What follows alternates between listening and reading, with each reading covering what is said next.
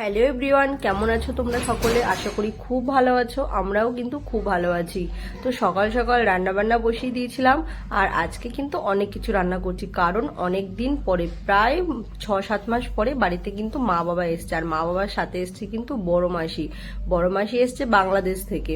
তো আজকে রান্না করছিলাম হচ্ছে দুপুরে রান্না, পুঁই শাকের একটা ঘ্যাট হচ্ছিল, তার সাথে হচ্ছে লতি নারকেলের দুধ দিয়ে ভাপানো, আর হচ্ছে শাক ভাজা করছি।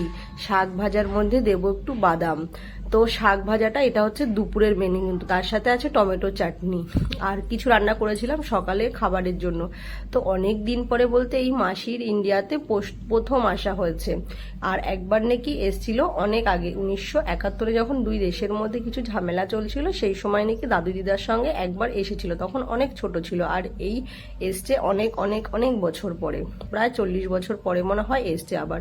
তো যাই হোক, বড় মাসি বলে কথা। আর আমার মারা কিন্তু 4 বোন, আমার মা হচ্ছে 3 নম্বর, তার নিচেও কিন্তু একজন ছোট মাসি আছে। আর মামারা হচ্ছে 4 মামা।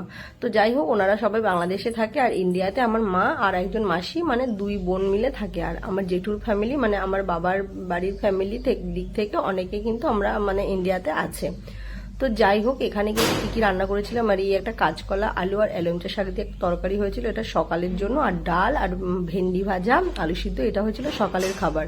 আর এখন যেগুলো রান্না হচ্ছে এগুলো হচ্ছে কিন্তু দুপুরের রান্না। এখানে আমি লতি ভাপানো প্রায় হয়ে গেছে নারকেলের দুধ দিয়ে, খুব টেস্ট লাগে কিন্তু এটা খেতে।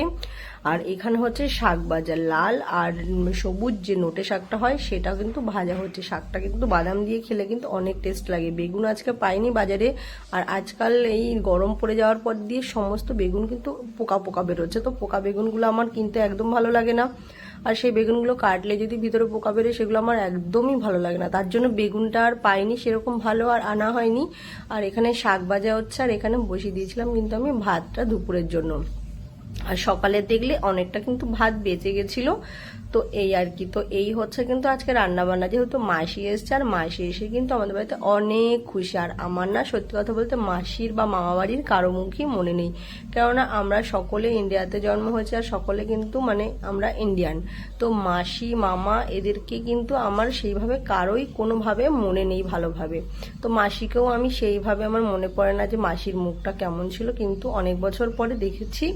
যাই হোক, অনেক ভালো। আর মাসিও খুব খুশি। আমার 2 দিদিও আছে, বাংলাদেশে থাকে ওরা।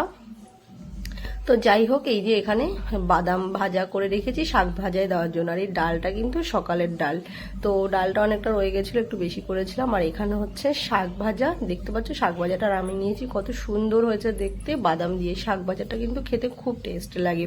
কোনো কিছু না, লবণ হলুদ কাঁচা লঙ্কা আর হচ্ছে একটু বাদাম ভাজা দিয়েই কিন্তু শাকটা আমি এইভাবে নামিয়ে ফেলি।